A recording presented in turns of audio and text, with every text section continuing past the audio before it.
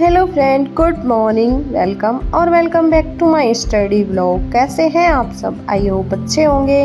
मैं भी अच्छी हूँ। और आप लोगों की तैयारी कैसी चल रही है मुझे कमेंट में ज़रूर बताएं। और कमेंट में हर हर महादेव ज़रूर लिखें, जिससे आपकी सारी विश भगवान पूरी करें।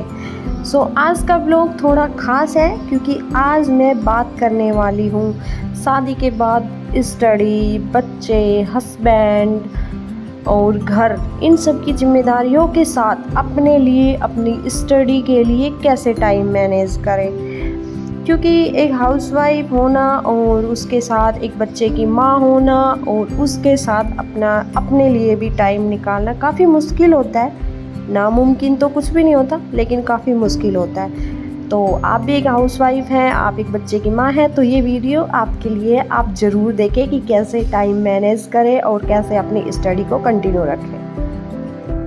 तो चलो करते हैं वीडियो को स्टार्ट। सुबह का वक्त हर एक हाउसवाइफ के लिए, मेरे लिए काफ़ी कीमती होता है, क्योंकि जब बच्चा सो रहा होता है, घर का शोर शराबा भी नहीं होता, सब लोग सो रहे होते, तब मैं कोशिश करती हूँ 1-1.5 घंटे घर में शांति से अच्छे से अपनी पढ़ाई करूँ। और उस टाइम मैं कोशिश करती हूँ अपने सब्जेक्ट का रिवीजन करने के लिए। कभी कभी ये वक्त ज़रूरी नहीं है 1-1.5 घंटे, आधे घंटे का भी हो सकता है, लेकिन मैं कोशिश करती हूँ कुछ ना कुछ ज़रूर पढूँ। ज़्यादा अपना सब्जेक्ट का नोट्स ही पढ़ने की कोशिश करती हूँ और मैं हर चीज़ के शॉर्ट नोट्स ज़रूर बनाती हूँ, क्योंकि सब्जेक्ट काफ़ी स्कोरिंग पार्ट होता है। 3rd ग्रेड में भी और 2nd ग्रेड में भी वही व्याकरण पूछा जाता है। तो जिसका सब्जेक्ट काफ़ी स्ट्रॉन्ग है वो सिलेक्शन के काफ़ी पास चला जाता है। तो मैं मॉर्निंग में अपना सब्जेक्ट ही लेके चलती हूँ। कई बार लोग सोचते हैं शादी के बाद सिर्फ घर की जिम्मेदारियाँ होती, कई हाउसवाइफ भी यही सोचते हैं, कई लोग यही सोचते हैं कि बस अब घर का काम संभाले, बच्चे संभाले, यही काफ़ी है। लेकिन अगर फैमिली साथ दे, हस्बैंड साथ दे, तो कुछ भी नामुमकिन नहीं है। मेरे हस्बैंड मुझे काफ़ी सपोर्ट करते हैं, घर के कामों में भी काफ़ी हेल्प करते हैं, बच्चे को भी संभालने में काफ़ी हेल्प करते हैं। शुरू में डर लगता था, जब नई नई शादी हुई थी उस टाइम काफ़ी डर लगता था कि कैसे हो पाएगा, घर का काम भी करना, स्टडी भी करना, कैसे हो पाएगा। फिर बच्चा हुआ, उसके बाद और एक नई जिम्मेदारी, उस टाइम भी काफ़ी डर लगता था कि बच्चे को कैसे मैनेज करूँगी, उसके साथ स्टडी कैसे करूँ। तो थोड़ा मैंने स्टडी को बिल्कुल ही साइड कर दिया था उस टाइम पे, क्योंकि बच्चा काफ़ी छोटा था। तो शुरू में काफ़ी डर लगता था कैसे सब मैनेज होगा, लेकिन अब समझ आ गया प्यार और समझदारी से सब कुछ संभव हो सकता है। बच्चा जब खेल रहा है, सो रहा है, उस टाइम आप अपनी स्टडी के लिए टाइम निकाल सकते हो। या फिर जब वो स्कूल चले जाता है, उस टाइम आपको 2-4 घंटे कंटिन्यू मिल सकते हैं। जल्दी से आप अपने घर का काम करेंगे तो उस टाइम भी टाइम मिल सकता है। और मैं मोबाइल में अपनी PDF रखती हूँ, PDF बना के रखती हूँ। जो भी मेरे नोट्स हैं उनके नोट्सों के ही PDF बनाती हूँ और उनको अपने पास रखती हूँ, ताकि जब भी मौका मिले, जहाँ भी मौका मिले, क्योंकि बच्चे के साथ बाहर भी बैठना होता है, बाहर घूमना भी होता है, सब कुछ करना होता है। तो जहाँ भी मुझे मौका मिलता है मैं अपनी वहीं पर पढ़ाई स्टडी कर लेती हूँ।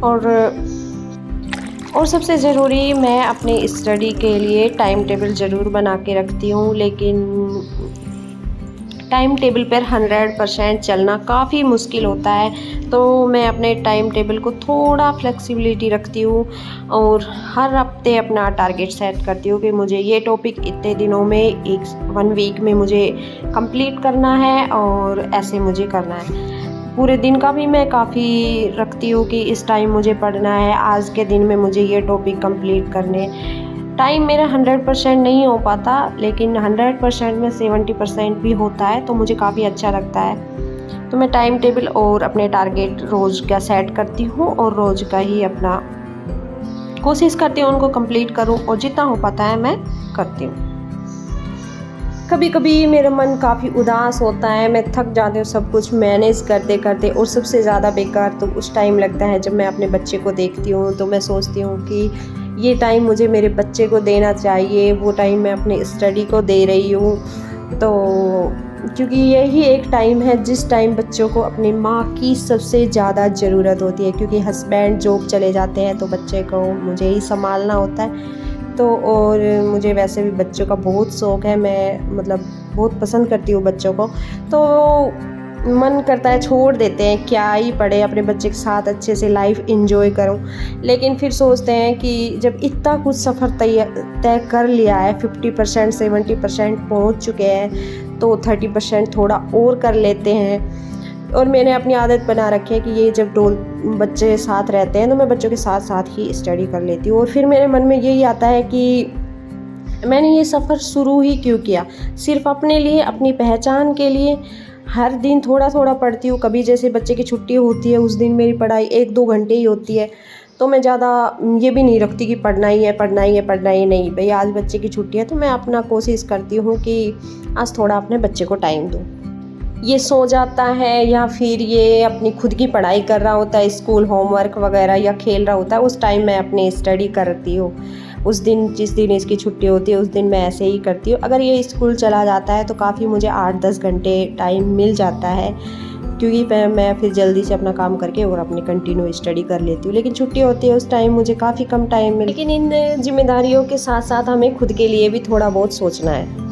आपके भी अपने सपने हैं, अपनी लाइफ है। इन जिम्मेदारियों के बीच में अगर आप अच्छे से मैनेज करें सब कुछ, तो आप अपने सपनों के लिए, अपनी जिम्मेदारियों के साथ साथ अपने सपनों को भी पूरा कर सकते हैं। सो फ्रेंड, मैं कुछ टिप्स फॉलो करती हूँ और मैं चाहती हूँ हर मैरिड वुमेन वो टिप्स फॉलो करे, तो उनके लिए काफ़ी हेल्प हो सकती है उनकी।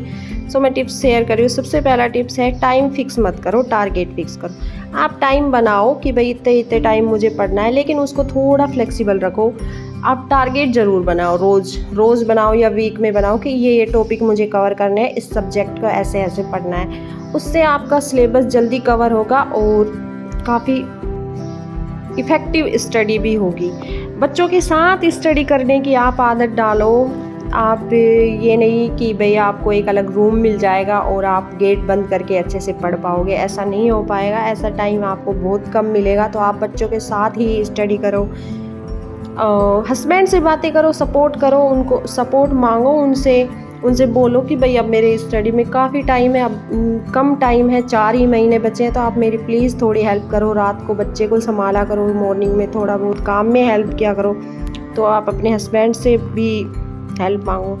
मोबाइल को आप जब भी आप स्टडी करो तो आप कोशिश करो मोबाइल को साइलेंट कर दो और उसको कम से कम टाइम उसका कम कर दीजिए, और उसमें अपनी PDF वगैरह बना के रखो। जब भी आप खुद का उसमें वॉइस ओवर कर लो, जो भी आपको टॉपिक याद नहीं होता, आप खाना बना रहे हैं किचन में, तो आप अपनी उस वॉइस को चला सकते हैं। अपनी वॉइस में सुनते हैं तो हमें चीज़ें ज़्यादा जल्दी से याद होती है।